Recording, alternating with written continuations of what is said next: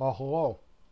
I wanted to talk to you about Papias. We learn of Papias from basically two voices. Eusebius, writing probably about 350 and after the Council of Nicaea, and Irenaeus.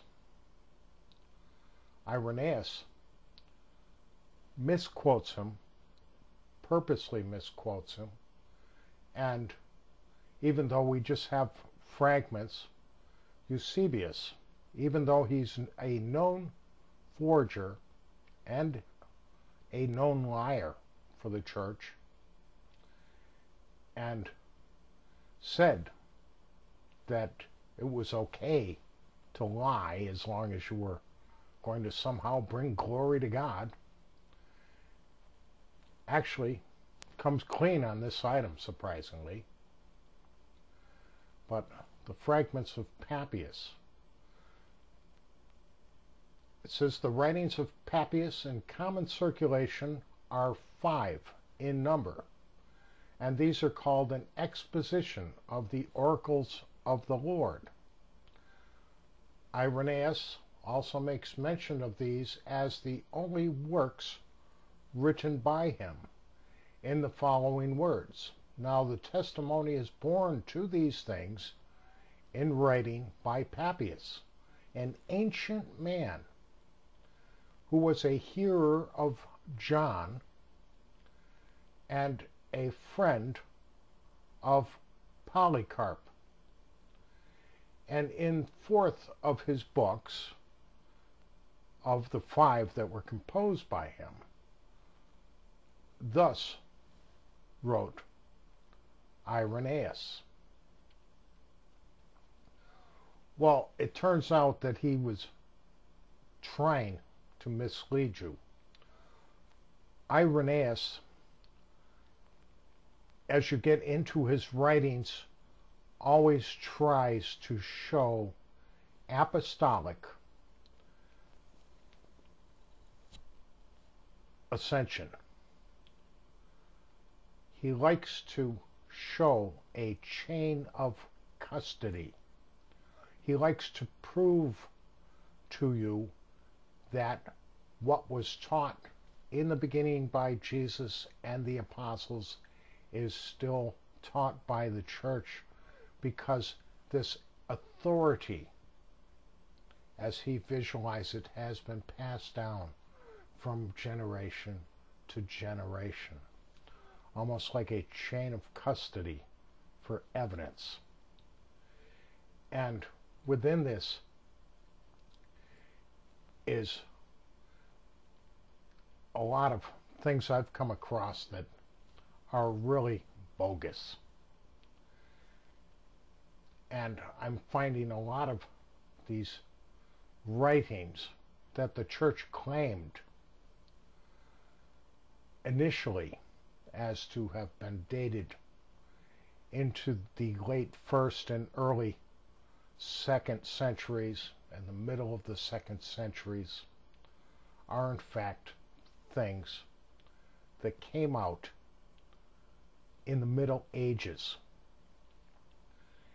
And I've almost got in the back of my mind, after reading a lot of this, that perhaps, as Jean Hardouin and others have told us, the possibility that all of these things came out of the Middle Ages.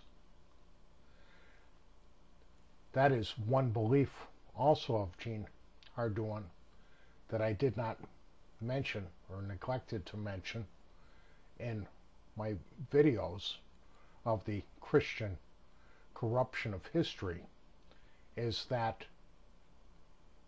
it was his belief that the Latin Vulgate was in fact the first New Testament, and that the Greek texts that we have were copied from the Latin. And it is quite possible. But I have just little bits and pieces of things that seem to point to that. Irenaeus here talks about Papias being a hearer of John. Well, you'll see if we get that far that Papias never says that he heard John, never says that he knew him. It turns out the John that he knew was not the Apostle John. It was someone called the Presbyter John. And he also makes note that he was a friend of Polycarp. Well, Irenaeus also claims that he was a disciple himself of Polycarp. And you can find a ancient letter, or supposed to be ancient, called the Martyrdom of Polycarp. And it is a bit humorous there, where Polycarp, not willing to bow down to the emperor, is assigned to be burned at the stake.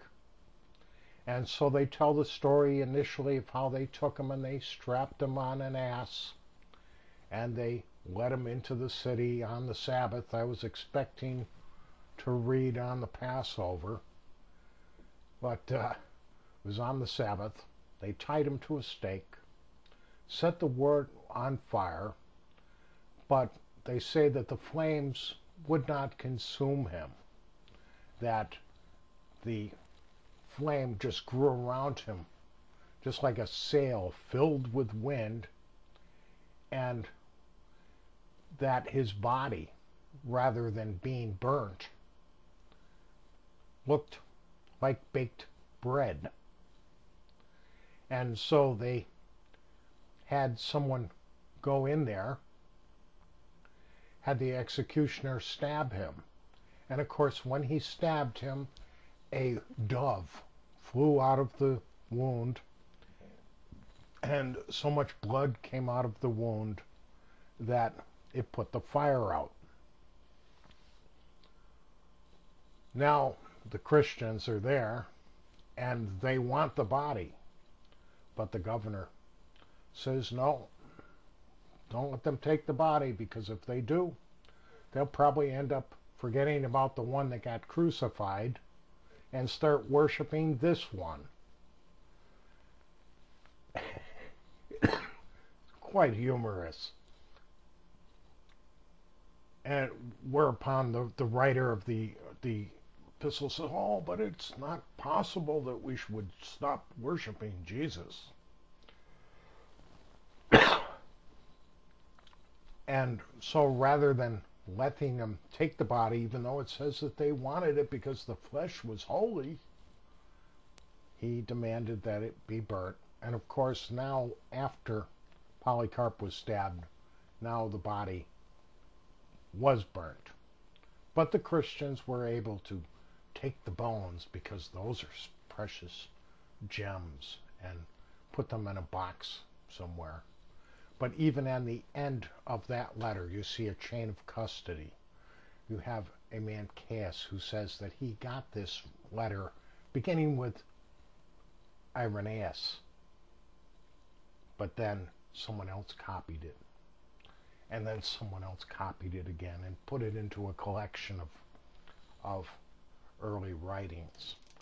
So they still always have to give you that chain of custody, apostolic ascension or dissension, apostolic authority being passed from one generation on to the next, because Irenaeus is the one that finally says that there is only one holy Catholic Church, and all the other churches in the world have to answer to that church.